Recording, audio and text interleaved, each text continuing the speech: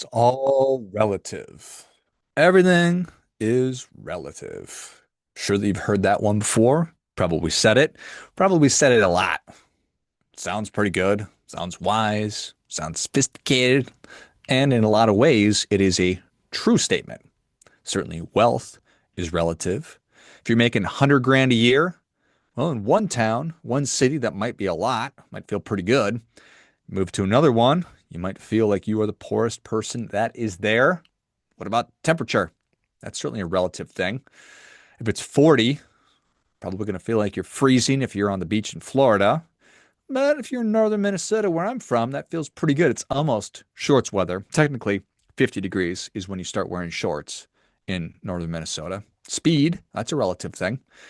60 miles per hour, if you're driving past your local school, is a little bit fast. If you're on a racetrack, you are getting lapped. So, sure, tons of stuff's relative. That's not very interesting, though. Here's where it does get interesting. The moment somebody says everything is relative, they've actually created a problem. Because if everything is relative, well, then nothing is actually stable. And our human brains do not do well in chaos. We do not do well when there's no stability, where everything's moving around. Our brains, our minds need anchors. We don't need 1,000 anchors, but we do need a few of them. If we feel completely unmoored from reality or from anything, well, that's not a good feeling. And if you zoom out, open up the aperture, and you look at human history, you're going to start to see patterns. And you're going to see civilizations that move through this very, very, very, very clear cycle. And it's a cycle that begins with certainty. It begins with shared things, shared beliefs, shared values, shared institutions. We, the people, broadly agree on what is of value and what matters. But then what happens? Society grows. We start trading with other groups. We get new ideas, and those ideas mix, and our education systems change and they spread and they expand. People begin asking questions, which is a really good thing, right? Why is it that we believe this? Is this always true? Could there be another way? When have we done that? Well, really recently, we were questioning everything. How do we educate our kids? What's the best way to work? Work from home? Work in an office? Hybrid? What's the best way to police our communities? Do we fund the police? Do we defund the police? You get the idea. Asking so many different questions. And at first, that's a healthy thing. It's healthy to be able to ask questions about things. But eventually, it moves towards something that is less healthy, which is relativism, which is really what we're talking about here. We start saying stuff like, there's no absolute truth. Everything depends on your perspective. Everyone creates their own meaning. Hmm. Hmm. Sounds good. Sounds freeing, and it might be in some ways, but that also carries with it, as everything does, a problem. Because while the mind enjoys freedom, I know my mind enjoys freedom, it needs structure. It needs structure. Think yin yang. Think balance. Because when too many anchors disappear, people begin to feel something that we see everywhere today: confusion, anxiety, fragmentation. We start asking questions like, what's the point of any of this, of all of this? What actually matters? And what should I build my life around? And this is where stuff gets really harrowing or fascinating, because neuroscience tells us our brains are basically prediction machines that are always trying to answer three questions: what's happening, what's going to happen next, and what should I do about it? And answer those questions in an efficient manner, we need to have these reference points. We need to have stability, stable reference points, because if everything is relative, our brains have no basis to predict anything. And that's when prediction collapses. And guess what pops up? Anxiety. We freak out, which is why so many people right now feel overwhelmed.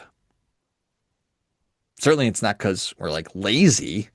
It's that the current iteration where we're at in our cycle, we've moved or gotten rid of all those traditional anchors that people have relied on. Organized religion has really fallen off a cliff, although it's coming back. This idea of community, everybody moves everywhere. So that's been loosened. Do we trust any of our institutions? Not really. Not a lot of traditions going on. But then nothing has replaced them. And we tell people that you can be anything you want, you can do anything you want, everything's relative. And that sounds pretty good. It sounds pretty good in theory. So it sounds good on paper, like so many ideas do. Like, oh, yeah, let's totally do that. Until you actually try to do it, until you try to move from theory to practice. Because when everything matters the same, nothing really matters. Nothing receives enough attention to really be substantive. And our brains, we can't figure out, we can't organize our lives around an endless number of priorities. In fact, psychologists would suggest something that's totally fascinating, that human working memory tends to manage about 5 to 7 items effectively. You've heard Dunbar's number. It's like we can have relationships with like 100, 120, 150 people. Well, our brains can manage around 5 to 7 items. So you see it everywhere. 7 deadly sins, 7 virtues, 5 pillars, handful of strategic priorities. Every modern business leader, they rarely manage more than a few core objectives. Why? Because focus collapses beyond that number.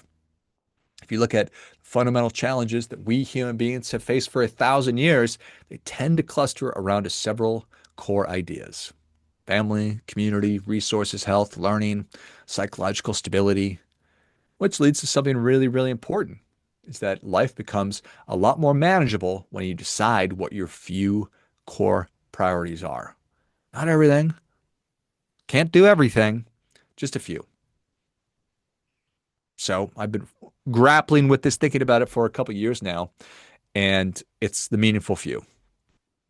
What really matters? These are the meaningful few activities, things that are really important. And I talk about these 6 areas: it's family, community, your career and your money, well-being, personal development, and then peace of mind. And it's not like I randomly chose those. These are directly reflective of foundational and fundamental human needs. Families, these are the relationships that really do anchor us. Community represents our role in something bigger than just us. Your work and your money represents our ability to contribute and to create resources. Well-being, well, that's the physical vessel that carries us through life. So it's my mental, my physical, my emotional health. Personal development, it's growth. I'm moving ahead. I'm progressing.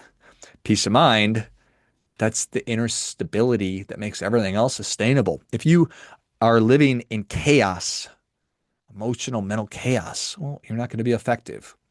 So within those areas, there's endless variations. Your career is, I'm sure, different than mine. Your family's in a lot of ways different than mine. Your growth path, probably different than mine. So that can be relative. But the domains themselves are not arbitrary. They represent the core arenas of human life, the things that really matter. And when we begin organizing our attention around a few meaningful priorities, something really magical and powerful happens. Decision making becomes a lot easier. Anxiety goes down. You get more discipline. And who you are as a person, I think that really strengthens. Because instead of chasing every possible direction, we begin asking much simpler questions. Does this thing that I'm making a decision about, is it adding or subtracting? Is it strengthening or weakening the things that I've decided matter most? So we're not eliminating complexity. That's just a feature of life, but it certainly provides something that our brains need, which is orientation, like a compass. Because a compass doesn't eliminate the mountains or the storms or the rivers or whatever. It just tells you the direction that you're moving in. And when people decide what truly matters, we suddenly have something that most people lack. We have direction. And it's not because somebody is forcing you to have it. It's not because that's happening. Not yet, anyway. but because you chose it. You made the decision. You were deliberate about it. And in a world where people say everything is negotiable, meaning begins the moment you decide what is not negotiable. Not everything is negotiable. Just a few things. Your meaningful few. Makes sense, right? It makes sense. If you've tried to do 100 things today versus you've really three core things you need to execute on, I can get my brain around that. So in each of those 6 areas, think about what truly matters to you. Think about what must be done in service of what matters, and then do those things. And in doing those things, you're going to be making decisions about how you allocate your MVRs, your most valuable resources, time, energy, attention, and money. And that's the whole game right there. What matters, what must be done in service of what matters, and then the appropriate, proper allocation based on what you decided is most important. That is how you do your part by doing your best.